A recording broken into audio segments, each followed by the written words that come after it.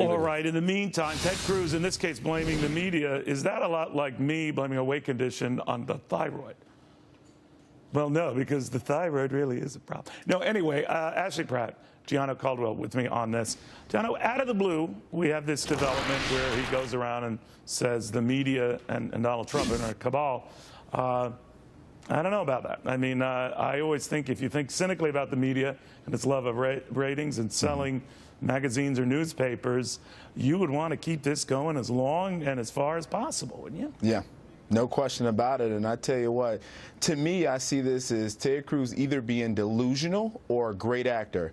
I don't see how he can tell us that he has a viable path to the nomination unless hell is literally about to freeze over and the Donald Trump is the more likely person to get that 1,237. So I'm finding a hard time trying to believe what he's saying here, especially considering the fact that he lost 5 states and Donald Trump won every county within those 5 states. So this is hard for me to believe. Ashley, where do you look at this, regardless of what you think of what he said about Donald Trump and a sort of a secret satanic pact among the media and he to sort of lock Cruz out?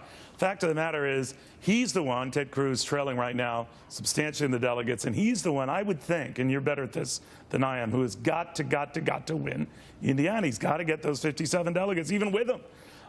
It's a Hail Mary pass, but I think he's got to win Indiana. What about you? He does, and a lot of people thought Indiana would be the next Wisconsin in the sense that Cruz is able to pull off a major upset there to Donald Trump. But since then, Trump has really become more quiet, become more of a candidate, so to speak, until today when he made some of those comments about JFK. Who knows how those will play out.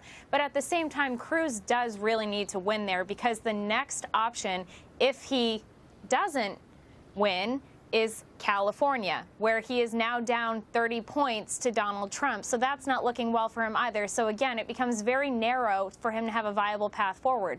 Now, he is focusing his sights on California, but that doesn't mean with current polling that he's going to be able to pull off anything there other than wrangle a few delegates, which at that point isn't going to matter unless it goes to a contested convention, which if he gets 1237, it's all over. Now, the idea then, I guess, Gianno, is to make sure if you're Ted Cruz that Donald Trump doesn't get 1237. A long way toward avoiding that is winning Indiana, because if the other guy wins Indiana, he gets all those delegates, and he needs about 44% of the remaining delegates to seal the deal. How likely is that? In other words, how likely do you think Donald Trump has this nomination in hand before Cleveland?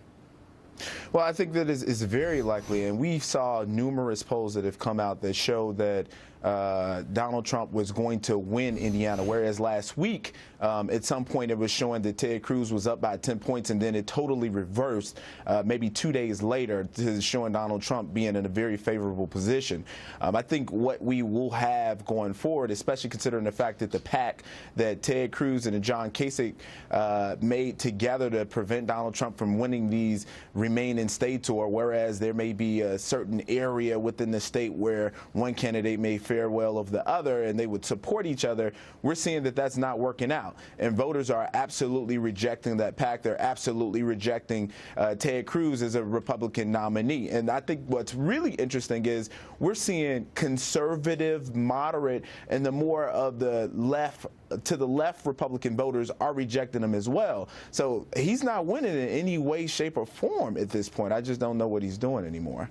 Ashley, quick take on that? Yeah, I think that at this point, he has been the one all along who's had a base of supporters, whereas Trump has really been able to appeal to a broad base. So Cruz has had every right to stay in, but at this point, he does really need to evaluate whether or not he can mathematically get there rather than hope for a rules change at the convention where he could possibly win on a first ballot, which again is highly unlikely and plays right into Trump's hand about how the system is rigged and out to get him if he is denied the nomination. So I think he needs to be careful here if he wants to respect his political future. Guys, I want to thank you both. We'll see how it all sorts out.